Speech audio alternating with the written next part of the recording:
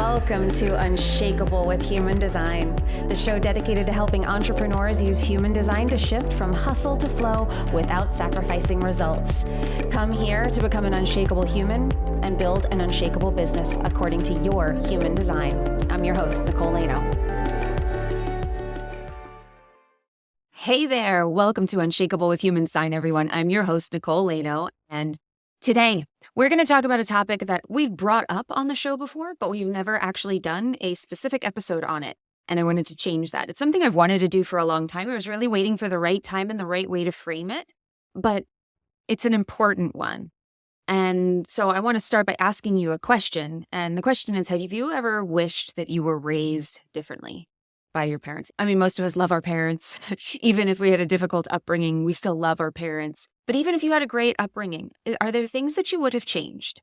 Are there things that you wished your parents did, or ways that you wished that they would have shown up differently or seen you differently? I was looking up research for this episode. I try to separate myself from what I think and actually make sure that I am accurately representing the things that I'm saying. And so I was looking up research studies about what people wished about their upbringing. And I came across a Pew Research study that said that most people wished that they grew up in an environment where their parents were more emotionally supportive and understanding. They wished that they had more freedom and autonomy. And generally, people feel like their greatest desire in life now is to reach their full potential. Kind of what we're all here for, right? We're here to reach our full potential. And I think as parents, we look at our kids and we know what we dream, what we project, what we feel like we're lacking, or what we feel gave us happiness and fulfillment. And we try to give that to our children. We try to fill the gaps, or we try to be like, I got this and this really helped me, so I'm going to make sure my kid has this. Or we say, I didn't have this, so I want to make sure that they get extra with this. And sometimes we can be overly extending in that way. But the greatest desire of people is to reach our potential. And that's really what we want for our children. We want them to reach their full potential. Now, sometimes that can get mixed up with what we think their potential should be. I certainly know people, definitely when I was in the banking world, I dealt with a lot of people who'd been to Ivy League schools I was working with, and I was not one of those people, but these were my friends and these were my colleagues. They had gone to the top universities in this country. They had excelled. These were the best of the best. I worked at a very competitive investment bank on Wall Street, and these were really successful, smart people. And a lot of them did not want the life that they had. I heard that story so many times, that the decisions were made for them, that things moved so fast, that they were just on this conveyor belt toward some future that their parents felt they should be on, what they thought would make them happy. Now, of course, parents have the best interests of their child at heart. We want the best for you. We want you to be well taken care of. We want you to have a good life. We want you to be successful. And a lot of times we forget to ask the kid if that's what they want. And the truth is that most kids won't know at the time that they're graduating high school what they want to do, because we are no longer getting married and having kids at 20 years old or younger and then dying at 35 or 40. We're not doing that anymore. We haven't done that for decades, for a generation. But we still live under that kind of assumption with the way that our life cycle works. But we're seeing that stretch out. Most kids now are taking breaks or needing to breathe and not moving on the pace that everybody else has set for them. But as a parent, what we want ultimately, and if you're listening to this show, I'm guessing you fall into this category. If you're into human design, if you're into what I speak about, then you are the type of parent where you're like, I want my children to be the best version of themselves that they can be. And no matter what age your kids are, my son is 5. So I have the wonderful opportunity to have found human design by the time I had him, since he was a baby. And so he's been raised according to his human design. And I'm getting better and better at that every single day. I'm experimenting with it every single day with him. And I'm doing my best to honor who he is, not who I think he should be, and not how I think he should operate. To really take into consideration his individual nature, and how can I nurture that individual nature even when it's inconvenient for me, even when it doesn't match mine. We have some similarities, he and I, and then we have big differences. He has similarities with my husband, and then he has big differences, and this is why kids push our buttons. So with this episode, I want to show you the 5 key things that, because I know that this can be really overwhelming, even when we're learning for ourselves, human design, it can be overwhelming because it's a complex system. There is a lot of information to be understood. There's a lot of synthesis within the information to be understood. So where do you start? And that's really what I want to do with this episode. So I have 5 things that every parent should know about raising a kid according to their human design. And I want you to recognize as well, I know some of you are like, my kid's a teenager, my kids are grown. It is never too late to start respecting who an individual is. Think about you right now. I don't care how old you are. I am 45 years old. And if my mother looked at me and saw me, or if my father, he's gone, this is not something that can happen now, but if he ever looked at me and saw me for who I was, and saw me more deeply for who I was, even just beyond what it is right now, just a little bit closer to getting to the essence of who I really am, respecting that and championing that, I would never feel like it was too late. I would never be like, where have you been? I'd be like, oh my God, thank you. So it's never too late. It's never too late to recognize somebody, certainly not our kids, because they're waiting for us. If you haven't been doing it, or you've been doing a good job and you want to take it to the next level with your children, because a lot of times kids don't even see the magic that they are. And human design can help us. And I'm going to show you the 5 things that I think every parent should know to get you started with human design and how you can help your child. You can recognize them for who they are, and you can help them recognize themselves, because that's really the key. That's what we want to do. We want them to be their own authority in this life. Okay? So let's dive in. So the first thing that every parent should know about raising a child according to their human design is energy type. I know this isn't going to be a big earth-shattering thing, right? Oh, you need to know that they're a manifesting generator, they're a projector, whatever. But it's not just their energy type. You want to know what their energy type is, and you want to know what yours is. Are they the same or are they different? If they're the same, this is where you're going to have a commonality in the way that you probably communicate, and you're going to have a commonality in the level of energy that you have. It's not going to be exact, but it's going to be closer. They're going to operate similarly to you, so you're going to have this sync there. And is it the same with your partner or with your child's other parent? Are they the same energy type or are they different? This is going to influence the way that you all operate together. So an example that I can give is I'm a manifesting generator. My son's a projector. Really important for me to know that he is not going to have the level of energy even close to what I have. He will have it for a small period of time. He will sprint, and then he will need to rest. He will need to chill. He's going to need a lot more downtime than I am used to. And I'm not going to say it's never frustrating. Sometimes I'm like, oh my God, we just got here and you're tired already. But it is important for me to know to not condition him to feel like you should just keep going. Nobody's happy that way. I'm not honoring who he is then. And it would be the same thing in the opposite way. If you're a projector parent and your kid is a generator, you're really going to have to be looking at, are you finding ways for them to match the energy that they are, rather than you hanging out, maybe not being as outgoing, maybe not being as active, and really looking at your kids and being like, are they getting the exercise they need? Are they getting the stimulation that they need so they're getting the right things to respond to? Okay, so that's one. And then you want to be communicating with them through their strategy. You want to get them paying attention. Projectors, it's a delicate dance of how we do this, of how do you get a projector kid to recognize that they should be recognized and be invited to things and not feel like they should be pushing into every friend group? How do you get them to hang back?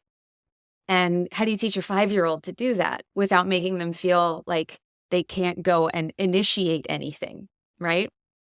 And it's really about them getting very comfortable in themselves and training them. If you have a teenager, you can start explaining these concepts to them. You know what? You will do so much better if you are hanging back, enjoying yourself, recognizing yourself. Be into what you're into.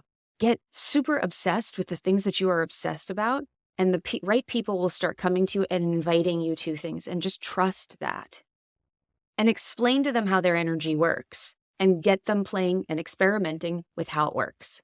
If you have a manifestor child, it's really important for you to know what that means and how you can nurture that child and get them to use their strategy, and for you to not quash their will that is going to be so important to them later on in life. We want strong manifestors in the world. We want strong, bold, confident manifestors that don't feel like they're being pushed to anger all the time. We want them to be in peace. So how do you do that? It starts at childhood. It starts as early as you possibly can. And it's never too late, like I said, to recognize a manifestor and to allow them and give them the freedom to do the things that they need to do, to be creative. The second thing that every parent should know about raising a kid by human design is to teach them to use their authority. So whatever their authority is, if they're emotional, you're teaching them to wait. You're really teaching them the art of waiting, of not making emotional decisions, of really sitting and getting comfortable with time and getting them comfortable with whatever their wave feels like, whatever their wave moves like, and not get them feeling this despair when they go to a low point, and teaching them how to work with it. If they're splenic, you're getting them to pay attention to their spontaneous wisdom and what that feels like and what it sounds like to them. If they're sacral, you want them to be responding to things. There's all these different ways, but what you're doing is you're teaching your child how to tune into their own unique intuition. And nothing will be more powerful than this throughout their entire lives. If you have teenagers, I would definitely get them a book, go through some things with them, run through their chart, get them a reading if they're very interested. Start telling them about it. I have teenage nieces who are like, I want to know about this. This is really cool. This is really interesting. They want to know about themselves, because you know what you can tell them? You can tell them what their gifts are. Because they probably know on some level and they're waiting for some form of confirmation of it.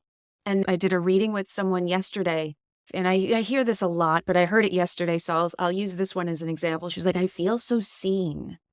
I feel so validated in the fact that the things that I thought were my gifts really are. Because most of the time, I'm not telling anybody anything that they don't know. I'm telling them the things they know on a deep soul level and maybe haven't fully taken ownership of. So what greater gift can you give a teenager than telling them, this is what you are. Here's why some of these things might not be singing for you in your life, in your friend group, in your school, because maybe you're built a little bit differently. There's nothing wrong with you. It's just not your place, and you're trying to force yourself into a way that you think you should be, and it's not really how you should be. How can you sink more comfortably into who you actually are rather than trying to be like everybody else? And how can you get really comfortable in that? And when you do, a lot of those problems will go away for you. What a gift. The third thing that every parent should know about raising a child according to their human design is know how you condition them. We talked about the energy types, right? So as a manifesting generator, when I'm around my son, who's a projector, he's going to magnify my sacral energy. That can really crank him up. And it's important for me to know that. But it's also important for me to know that he conditions me with his mind. He has a defined head and a defined ajna. He's a very strong-willed, strong-headed kid. Can be a little stubborn when it comes to the way he thinks. And so I have to recognize that comes the other way. But if you have a defined identity center and your child has an undefined identity center, then you have to be very careful not to project your idea of where they should be going onto them. Parents try to do that all the time. If you have a kid who has a defined G center, they might have such a deep connection to their own path that they're like, whatever, mom. But if they have an open G center, they might be like, that sounds like a good idea. Maybe I should do that. I don't know. Will that mean you'll love me more? Is that a good place for me? Because I'm dying to know, because it doesn't feel so laid out for me. It doesn't feel so fixed. I'm dying to know where I'm going. And we don't want to do that to our kids. There's a way that you can help them arrive at it, and you want to be guiding them according to their design so that it's their path that they're on and not yours. So I have 2 bonus ones for you. So I have 5 things. 2 of these are bonuses. The first 3 that I just gave you, those are the core. If you stopped there, you would be way beyond most parents, and your kids will be thanking you for years to come. I have 2 bonus ones for you because these are for the overachievers that want to go deeper. So the 4th thing that every parent should know when raising a child according to their human design is know the shadows of their designs. So their profile lines, each of them has a shadow or a low frequency. Knowing what their not self theme is, knowing that your projector child is going to have bitterness as their not self theme, that's how you can recognize when they're just out of alignment rather than you thinking that they're being bratty or difficult. It's recognizing that there's a problem and asking them what it is and helping them discover what the solution might be through their own authority. Knowing that your manifestor child is going to be quick to anger if it's not getting its way and how to work with that. But also knowing things like if you have a 4th line child, any age, 4th line adult will have this as well. There might be a fear of abandonment. Their gift is social interaction, and their gift and one of the paths that's going to be the strongest for them and take them where they want to go and where they're meant to go is going to be about connecting with people and having a social circle and using that social circle to guide them in life. Well, the flip side of that is that they can also be very afraid that of abandonment. They can be afraid that those people will not be there for them forever, and they can hold back from even going in there. So it's recognizing that it's not telling them you should have more friends. It's just helping them get over the low expression of their gift. Remember, everything in the chart is potential for good or potential for low frequency. And we want to keep them out of the low frequency as much as possible, help them recognize it and help them shift into their gifts. Recognizing what those are. You don't need to be a human design expert, but you can become an expert in who you are and who your child is, or your children. Okay, the last one, the 5th and final, although there's more.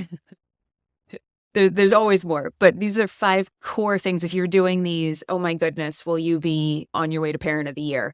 The 5th thing that every parent should know when parenting their kids according to human design is know their prime gifts. Nurture their prime gifts. Now, this does not mean getting an idea of who your kid is going to be and forcing them down that path. It says that they're going to be great at initiating people and shocking people. We're going to get them into this. Or my son, he is the channel of logic. He is an excellent puzzle solver. He's always looking for answers and he's always looking for the pattern. So how can I nurture that? I'll give you an example. I wanted him to take chess. He's 5, but they had chess club at school was one of the after school activities. Now, as a projector, I can't force him to do anything. That's not going to work. That's not going to serve either one of us because he will be miserable. So I can give him suggestions and I can ask him. And I asked him which ones he wanted, and he did not pick chess. But one of his friends ended up joining chess, and he loves this kid. And he was like, I want to do chess. Jared's doing chess. And he started playing chess with my husband, and he loves it. And I knew that it's something that I think he would excel at and would exercise that specialty that he has through that channel, but I can't force it on him. All I can do is look at his gifts and I can say, what are some things that I could put in front of him, expose him to, give him the choice, and allow him to exercise that gift through these options, through these opportunities. So putting the right things in front, rather than be like, you should be in soccer and you should be in this and you should be in that. No, that's probably not going to work either. And that's where you end up where the kid does something for 1 year over and over and over again, and they never really catch with anything. They don't stick with anything. So he's now getting involved in chess. He loves chess, checkers, all of those things, the strategy behind how can I tell the next move that's coming. This is a gift he has.